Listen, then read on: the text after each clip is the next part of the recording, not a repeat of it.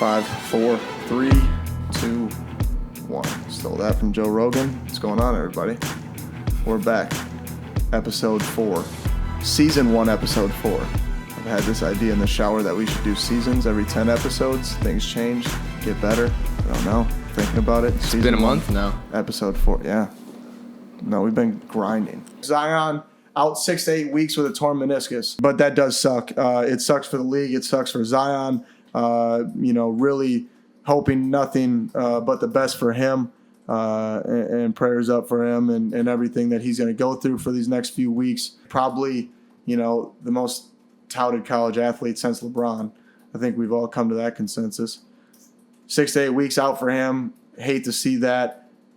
Definitely was going to be the rookie of the year. This year, if he's not coming back, I'm biased as hell. I've always been that with basketball, and my guys who I kind of came up with or know or have a connection with. My pick for Rookie of the Year, especially after last night's 29-point performance, Tyler Hero. Nate Robinson is a 3-time dunk champion, and a whole lot of highlights to go along with that. Nate Robinson joins us on the show. Nate, how you doing? For having me, bro. This is big time. But would you consider yourself an underdog? Is that a thing that you would? Some people don't like. I mean, that's my life. My life has been there from day one. I was a kid from Seattle, Washington, bro. Just a quick story. I wasn't supposed to make it, bro. I played 3 sports my whole life. Why some guys only play one?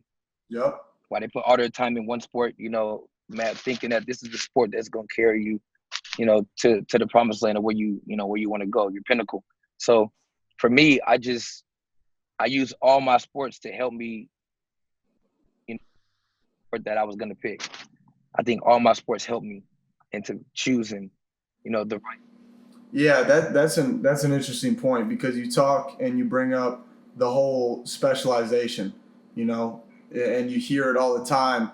Kids growing up, and you being a dad and having your kids to kind of guide through some of these times where most kids, I would venture to guess more than 80% of kids by the time they're by the time they hit high school have picked or, selected one sport that they want to specialize in.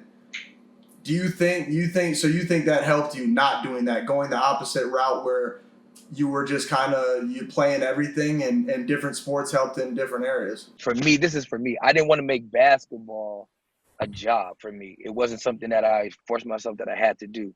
Right. It was a choice. Like I wanted to play. I wanted to play these sports. So, the sport, and actually playing and being an underdog, it just pushed you, for what you really can do and who you really are. Like I went to football. I went to UW on a football scholarship. I don't know if you know this. I didn't. So I was a football player. So I was in Seattle, Washington.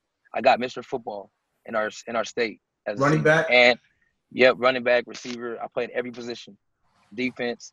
Then I got Mr. Basketball. So I literally won Mr. Football and Mr. Basketball in the state of Washington, and went to University of Washington on a football scholarship. I continued to play football for my first year, and then when they fired him, it just made me feel like, all right, this is my sign for picking basketball. People say I can't do it. I get a fresh start. I can pick one sport, and I say, why not basketball? And I just really wanted to show people that I could have made it, in hoop just as much as they said I was gonna make it in football. And ended up starting as a freshman, averaged like 13 points a game, coming off of football. So I was doing 2 sports at once. I would go to football practice. We played in the bowl, we had bowl games and stuff.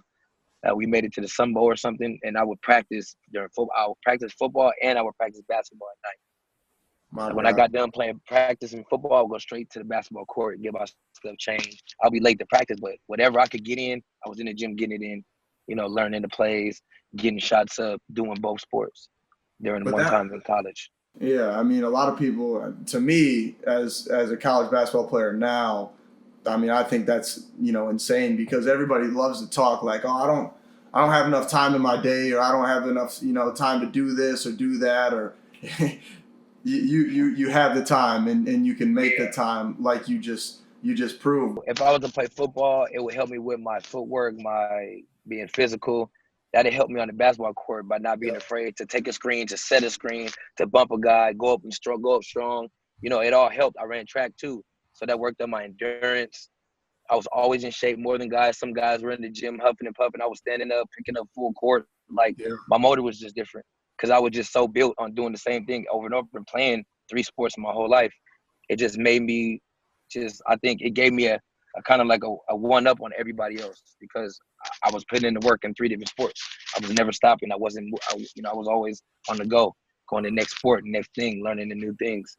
I think that helped me playing and picking my sport of basketball. Like it molded me into a basketball player. Is having all 3 of those sports molded me to the sport I picked. You know what I'm saying? Like, this is what your hard work gets you. It wasn't given. Right. You know what I'm saying? Like, mine wasn't given. They told me, I remember he's too small. I remember what it said on my board. It said it was too small, not a true point guard. And I just used it all. Like, if I'm here and this is what they're saying about me, and I made it here. Okay, what can they say more? I wanted them to say, like, what's the next thing they said they can't do? I try to go out and do it. Never been a 3-time slam dunk champion. I was the first one to ever do it. And that's just off of will and just trying to show people that I can do whatever, put me against whoever. I just want to win. I want to show them that I can be, you know, one of the dopest persons to ever play the game, one of the dopest players ever. And he's a little dude. Who would have thought? You know what I'm saying? So that's how I just carried myself and lost myself in the game. Definitely hitting the game-winning shot over Allen Iverson. Right. I think that for me, because he was such a childhood hero to me, like growing up, you know, I wanted to have the tats, I had the braids, I made my own sleeve when I was a kid, bro. Like, I wanted to be like AI, like, like for real. So the opportunity that I got to play against him and watching him go for like 42 or 47, he had something crazy that night too. And to hit the game-winning shot over your idol, like somebody that you just like wanted to be like, you studied this game. It was surreal. It was unbelievable. It still give me chills talking about it today. Anything you would have done differently, you know, coming up, or do you believe that the route you took and everybody's kind of got their own fate and setup, or is there anything you would have changed? I wouldn't want to say I would change anything, but for me, mine would totally have nothing to do with basketball. I wish I would have had a chance to rewind time to go pick football to see how far I would have made it and see how my life would have been 12 years in the NFL or whatever the 12-year span was. So that would be pretty cool to, you know, to go back and look at that. Basketball, I think I've done and I gave what God intended me to give to the people, to the world, to show them what I could do as this little guy. That was my stint. You know, nothing more. I'm good. I have fun. I play in the Big 3 now. So it's like a whole nother realm, you know, to keep playing ball. Because I love hoop. I play basketball every day. Like, I hoop today. That's awesome, man. Nate, I appreciate you. I appreciate you coming on. Submit them to my socials if you got questions. If not, submit them to a place where more qualified people will check on them and put them in our outlines each week at the end of the show.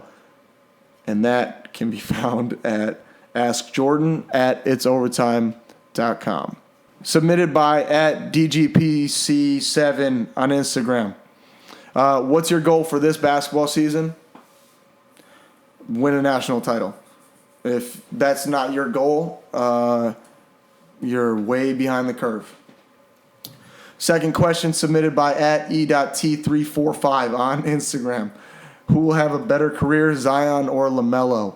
You guys love Zion and LaMelo, and I don't blame you. They're very fun, you know, personalities, people to follow. I don't know. It's hard to answer some of these questions because we talked about what your goal should be. My goal is to play in the NBA. So if I go and pick one right now and then got to go face-to-face with one of these guys, I'm not going to want to see the one I didn't pick. So I don't know. All right? So that is everything for this week. But, yeah, getting up at, 6 o'clock in the morning, throw it on your IG story, tag me in it, show me you're working, and try to stay consistent.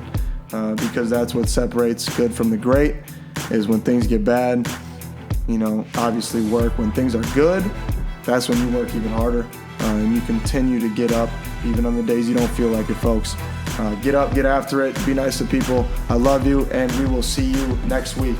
Peace. Woohoo! That's the one right there, Larry. I know. I'm trying to tell you that joke was fire, right? If you want to check out the rest of the videos, they're right here for you. And subscribe.